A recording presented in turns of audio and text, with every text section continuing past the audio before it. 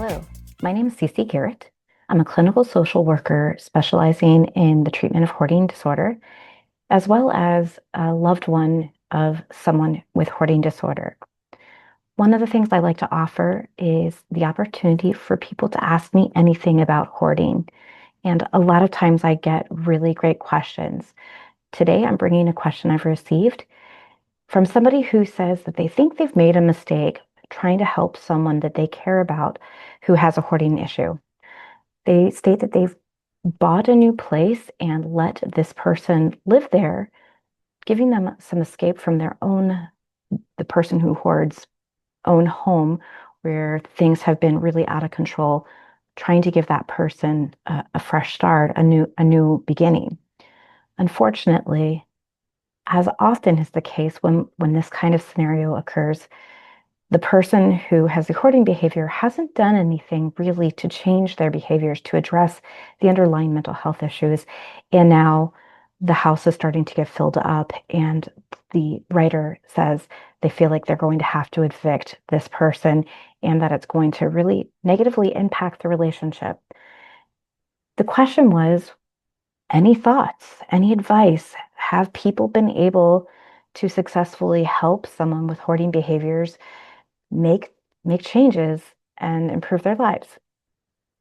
Well, that's a great question, and it's actually not as uncommon a scenario as we might think, because the reality is a lot of us have relationships with people that we care deeply about. And when we care deeply about someone, we don't want to see them in distress. And so often, with great intent, we set out to help. And sometimes our help doesn't actually end up helping. I wouldn't say that this is harming, but we didn't have the groundwork here for this person moving into this new home to be successful. And so that's the really challenging part here.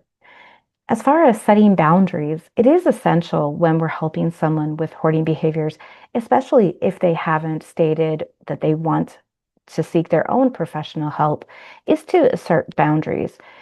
You can stay, but this is the expectation of how the home has to be maintained, and how frequently we're going to enforce that. So, if you leave the table full of papers or you leave things all over the kitchen counters, once a week, anything that's been left out will either be put away or relocated, right? Whether that's donation, recycle, toss. There are ways that we can do that. Very difficult for sure. Once somebody's already in there and the house is getting hoarded up, so to speak, it's going to be reaffirming those boundaries and setting a boundary. These things have to be gone by a certain date, and or you'll have to leave and I will remedy the situation. I don't want to do that. I understand these are your things.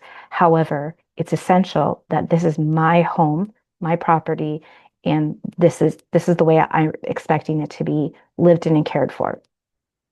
Can we do that? Can we help someone move towards that?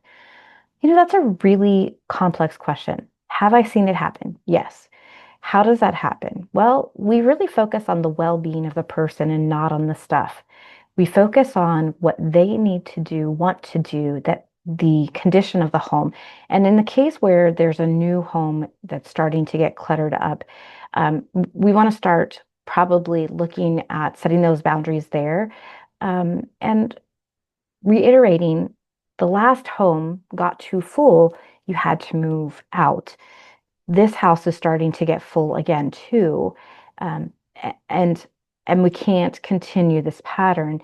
Really encouraging them to look at their safety, look at the quality of life that they're leading, not focusing on the stuff, but focusing on what are the things that they talk about that they wish they could do, and gently drawing connections for them, asking them how they plan to do that, right?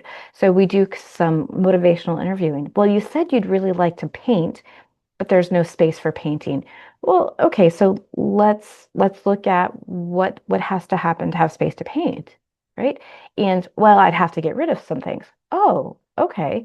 Or maybe they won't say that. Maybe they'll just say, well, and so then we go, hey, like, what do you need to paint? Well, I need the brushes. We go through, and then what often happens is the logic for people with hoarding isn't always direct. It kind of jumps around and there's some missing pieces. So we might gently then come back and go, so I heard you need all these things. And I heard that you really want to do this, but there seems to be some disconnect. Where are you going to do this? So then we're challenging to think through it and to see where maybe they've missed a step in the logic, and then gently say, hey, we need to clear some space. How can we do that, right? What would it take for you to do that? So again, is it possible? Yes. Is it challenging? Absolutely. And it is even more challenging when the person that has the hoarding behavior is someone we care deeply about. That's a very short answer to a very complex question. Advice is do your best to set those boundaries, make decisions about whether you need to make some big steps of hard boundaries, like saying, these things have to be remediated, taken out of the home, relocated by a certain date, or whether you're going to be softer in that, but recognize that sometimes we have to let them struggle for them to see that there's a problem. And that's hard to watch. But in fact, when we accommodate their behaviors without setting boundaries, we're actually giving them permission to stay unchanged and to continue to struggle. And so while it's hard, I hope that this is helpful. And I wish you, writer, the best as you navigate this difficult situation. I love answering these questions. If you're watching this on YouTube, feel free to pop over. I'll put the link below and submit your own Ask Me Anything question about hoarding. I'd love to respond. Thanks again.